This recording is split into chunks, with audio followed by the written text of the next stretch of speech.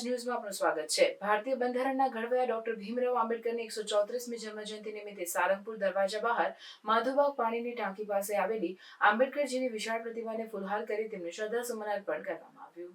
શ્રદ્ધાસુમન અર્પણ કરવામાં અમદાવાદના મેયર પ્રતિભાબેન જૈન, અમદાવાદના સ્થાનિક કોર્પોરેટરો ઉપરાંત ભાજપ અને કોંગ્રેસના અનેક નેતાઓને સરઘસ કાઢીને અનેક લોકોએ જય ભીમના નારા સાથે આંબેડકરને શ્રદ્ધાંજલિ અર્પણ કરી હતી। રિપોર્ટર કશ્યપભાઈ ભટ્ટ, અમદાવાદ।